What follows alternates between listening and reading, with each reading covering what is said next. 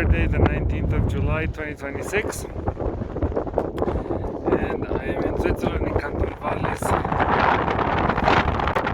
summit of Barrhorn at 3,600 something meters.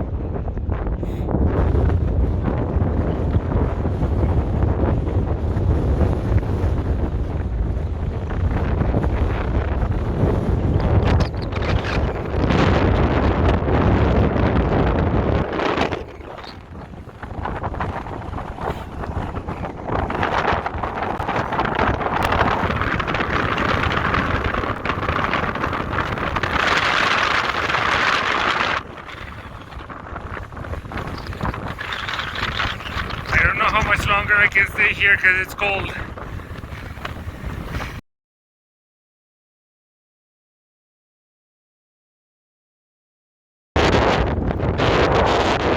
Ah, now the sun came out.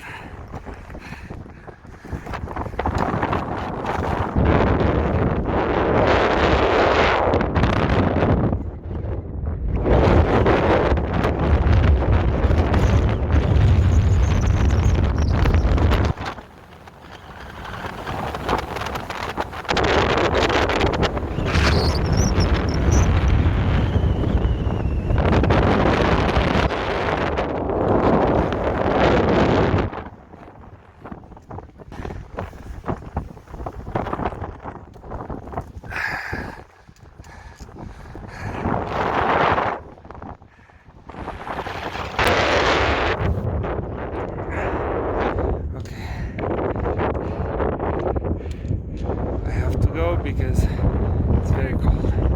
See you further down.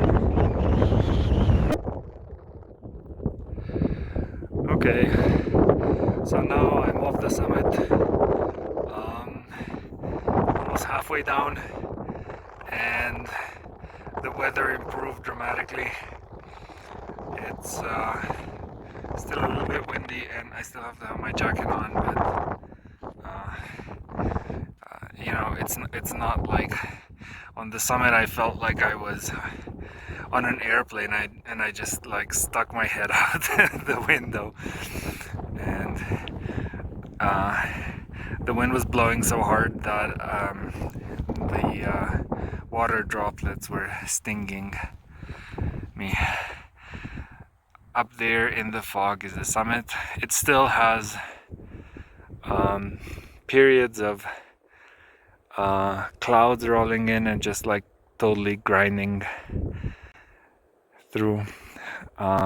Sometimes it's sunny, but down here in the valley it's a little bit sunnier, and yeah, very nice. And the plan is to go back to Turtmannhütte. So yesterday I started in Oberems, which is very far away. It's about 10 kilometers. See at the bottom of that valley, it's about 10 kilometers or maybe more from there. And then yesterday I slept at Turtmannhütte there somewhere at 2,700 meters. And this morning I went up to the summit, and now I'm going down. They said it was gonna take 4 hours to go up to the summit. It only took me 3 hours, but it was so cold that even if I was exhausted, like I had to keep moving because it was just too cold to stand still for long. And with the wind chill, it was quite bad, probably close to 0 degrees Celsius or below. But I was also starting to get a little bit of altitude sickness because we're above 3,500 meters, and I was starting to get a little bit sleepy and dizzy, and that's not good.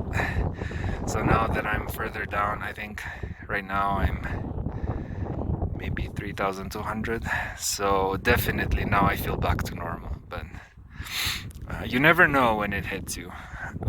It doesn't depend on your like physical endurance or how many times you've been to the mountains. I don't know how it works. You simply never know when it gets you. But I think if I had spent maybe like a few more hours at that altitude, I would have had altitude sickness. And sometimes like I go to 4,000 meters and I don't have it, so weird. Anyway, one last view of the glacier. This one is a bit more intact. Well, not really, but you know, because it's a bit higher up compared to the other ones, it's not so bad. And there's another summit here, and if you hop this saddle and you descend onto a glacier in the other valley, you go to St. Niklaus. But it's quite technical. Not all of it. There's maybe like 500 meters that is quite technical on the glacier, and I don't have crampons. I'm not prepared for that. So yeah, so I want to go back. I want to have lunch, maybe. Although I'm not super hungry because I exerted myself so much that, you know, when you're very, very tired after physical endurance effort, I personally don't feel hungry for the next 4 or 5 hours. First I have to like calm down completely, and then the hunger hits me. So I'm still not hungry, but maybe I can have some coffee. There's always room for coffee. Okay, well, thanks for bearing with me.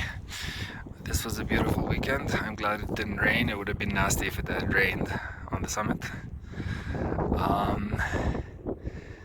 And I'm also glad that it's, you know, the weather's is a bit more interesting. It's not just like bluebird boring.